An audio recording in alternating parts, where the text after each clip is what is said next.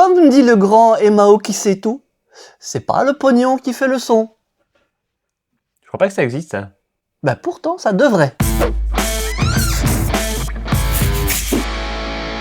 Bonjour et bienvenue à l'Académie du Gros Son, je suis Gérald. Et moi, c'est André. Donc, le livre des MAO, c'est tout, est disponible sur notre site académiedugrosson.com/MAO, c'est tout. Je vais aller l'écrire alors vite fait. Voilà, vite, comme ça il est prêt en temps et en heure.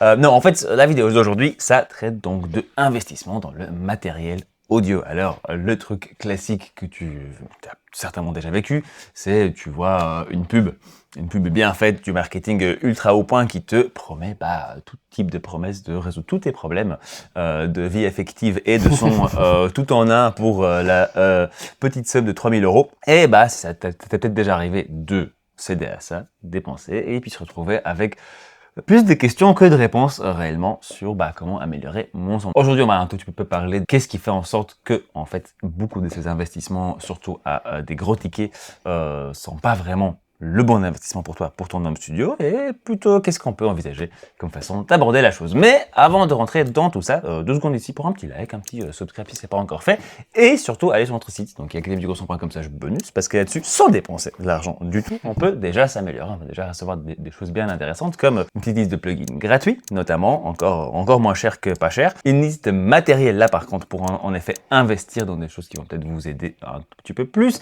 Dans cette liste, il y a des liens vers Thomann, oui, pour aller acheter du matériel qu'on préconise, qu'on peut te conseiller. Si tu utilises ce lien, tu participes aussi au succès de la chaîne en nous donnant un tout petit pourcentage de la vente. Ça ne change rien du tout pour toi. Donc voilà, si tu veux nous aider, tu peux faire ça. Et d'ailleurs, en utilisant un de ces liens, tu peux aussi acheter n'importe quoi sur Thomann. Et tu peux acheter même quand même un truc très cher, et donc du coup, non, c'est justement l'opposé de ce qu'on va t'expliquer aujourd'hui. Ouais. Mais bon, c'est pas grave, quoi que tu achètes, tu peux nous aider, ça c'est cool. Ok, on attaque un peu dans le vif du sujet. Gérald, qu'est-ce que tu as à nous dire? Alors, je voudrais décrire une situation que tu connais, que je connais, parce qu'on est tous passés par là. Au début, on entend des productions qui sonnent incroyables, nous on fait nos enregistrements et on dit « Oula, il y a quand même un monde, voire 2 mondes de différence ». Du coup, le premier réflexe, c'est de se dire sûrement que je dois avoir un studio à 3 milliards de dollars pour arriver à faire le même son. On est tous passés par là. Du coup, étant dans cet état d'esprit-là, qu'est-ce qu'on se dit? Tout ce qui est cher fonctionne bien.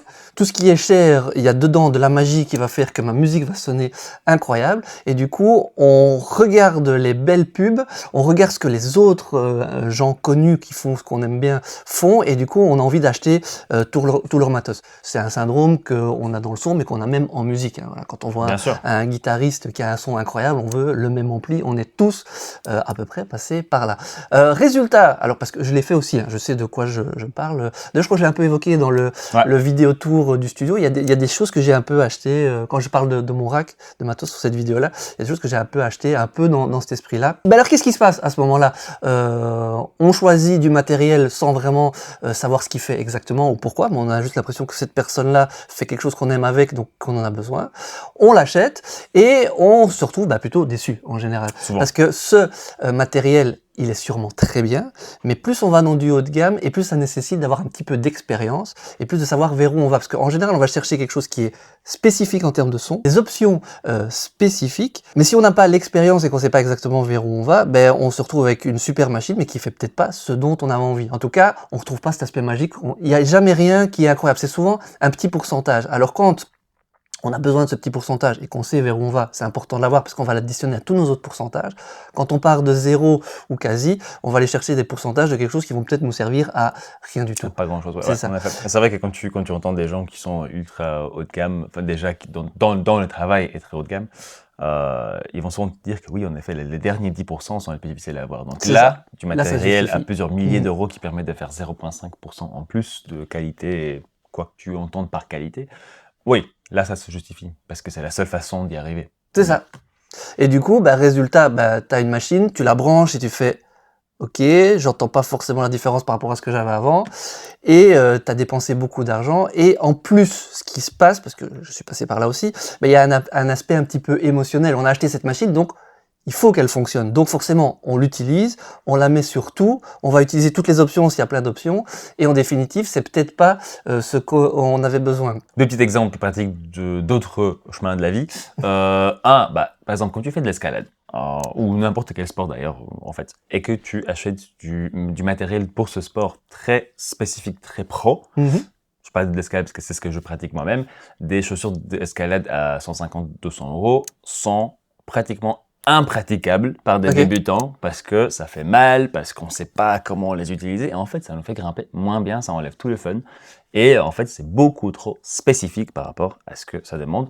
Aujourd'hui, je peux me permettre ces chaussures-là parce que ça m'aide réellement à passer des challenges sur le mur que je pourrais pas faire autrement avec des chaussures un peu bas de gamme qui sont pas aussi spécifiques, aussi bizarres, etc. Et en fait, donc, en gros, l'idée ici qu'on essaie de véhiculer par plein de mots, c'est que si tu as besoin d'enfoncer un clou, le tournevis automatique, intelligent, IA, truc machin, le dernier cri, c'est pas ce qu'il te faut. Il te faut un simple marteau.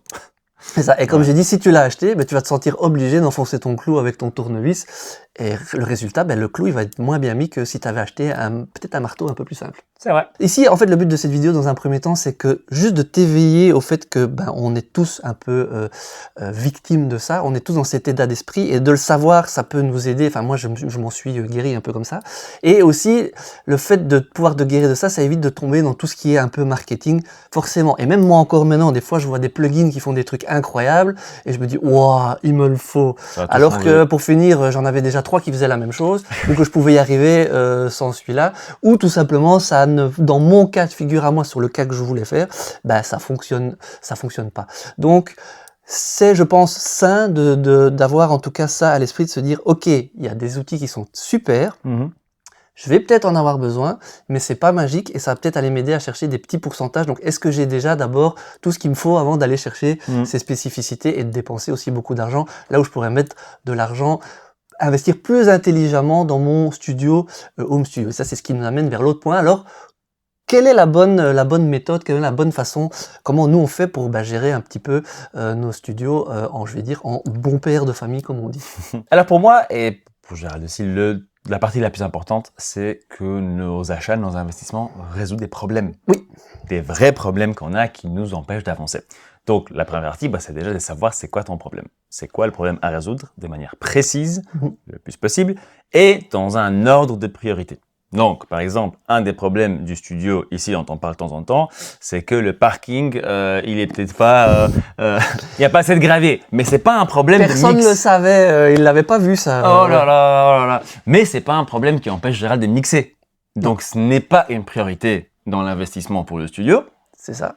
Par contre, si son casque VSX tombe en panne, là, on a un vrai problème. Là, on peut pas avancer, on peut pas aller de l'avant, donc il va falloir investir là-dedans d'abord. Bon, je dis un peu des choses évidentes, mais surtout quand on fait ça pour son propre plaisir ou de manière hobbyiste, c'est beaucoup plus compliqué parfois de savoir c'est quoi la vraie priorité. Je reviens tout à l'heure avec un exemple précis.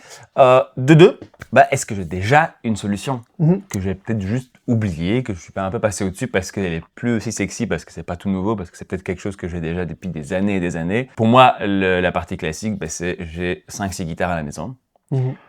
Oui, je n'ai pas une Stratocaster pour faire la petite cocotte funky, mais en fait, j'ai l'autre guitare avec un split, et en fait, c'est pareil. En fait, c'est exactement le même résultat final. Je me suis peut-être pas senti comme funkadelic, tu vois, au moment même, mais c'est pas grave parce que dans mon morceau, en fait, ça fait exactement la même chose. Bon, forcément, pour savoir si une solution qu'on a déjà peut fonctionner dans un cas de figure précis, il faut un tout petit peu d'expérience, un peu d'expertise. Et pour ça, la dernière partie ici, c'est de prendre son temps. Prendre son temps de rechercher un peu. Alors là, attention, parce que j'ai déjà passé des jours et des jours à faire des recherches complètement nulles. Tout ça pour acheter quand même la mauvaise chose. Parce que, le marketing, ce truc machin, les avis personnels, c'est toujours un peu à prendre avec des pincettes. Mais donc moi, ce que je te conseille le plus, c'est de prendre une partie de ton investissement, de ton budget d'investissement, et de l'investir dans de l'expérimentation. Alors, par exemple, moi, ce qui m'a toujours beaucoup plus aidé pour savoir quoi acheter ensuite, c'était d'aller dans un autre studio qui a tout un parc de matériel que je n'ai pas, et essayer des choses. Et essayer ce micro-là sur une guitare, ce compresseur-là sur quelque chose, essayer entendre tout ça sur des enceintes dont j'ai pas l'habitude, et commencer un peu à ajouter tous ces mots de vocabulaire sonores dans mon dictionnaire pour ensuite pouvoir faire des choix beaucoup plus précis. Et une autre façon de faire ça, ou en tout cas de peut-être avoir plus d'expérience, plus d'expérimentation, bah, c'est la réponse classique, le marché de occasion. Ouais. C'est comme ça que j'ai acheté presque tout ce que j'ai dans mon studio. C'est Oui, parce que presque que de la seconde main. C'est ça, parce que l'avantage, évidemment, c'est que l'occasion, si tu t'es planté dans ton choix ou que tu voulais juste tester, bah, il y a de fortes chances que tu arrives à le revendre C'est plus pas ou moins au même énorme prix, danger, ouais. voilà, et tu prends pas de risque. Et donc, avec ton budget de départ, là où tu avais peut-être, je sais pas, imaginons 3000 € et que tu as acheté une belle machine toute neuve qui te sert à rien et que tu vas devoir revendre 1500, bah, avec tes 3000, tu vas peut-être pouvoir acheter un micro à 1000 et peut-être un compresseur, voir ça règle le problème. Et si c'est pas le bon, le compresseur c'est cool, tu le gardes,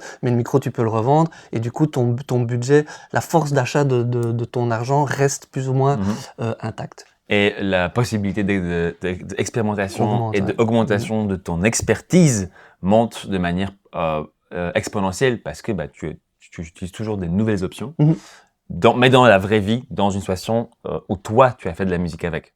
Ce qui n'est pas du tout la même chose que lire les commentaires d'autres gens sur Internet. Donc, pour conclure, la partie la plus importante qu'on essaie en fait de te dire, c'est de commencer à différencier un investissement qui est orienté résultat et un investissement qui est orienté plaisir. Tout à fait. Rien de mal, évidemment, à se faire juste plaisir. Si c'est pour ça que tu le fais et que tu as juste envie d'avoir une belle machine qui te rappelle, je sais pas moi, une pochette d'album que tu adores particulièrement, vas-y, fonce, c'est super. Mais si tu veux que ta musique avance, pour pouvoir finir les morceaux plus vite, que ça sonne mieux, et d'être plus satisfait de ta créativité, bah là, je pense qu'il vaut mieux penser résultat. C'est pas un tuto ultra sexy où on t'a promis monts et merveilles et qu'on va te dire voilà comment mixer une grosse caisse, il faut juste faire 3 dB à telle fréquence. Mais si t'es resté jusque là, je pense que c'est parce que tu t'es retrouvé dans ce qu'on voulait expliquer. On espère que tu vas pouvoir te libérer un petit peu de ces chaînes qui peuvent tout simplement te bloquer à faire de la musique.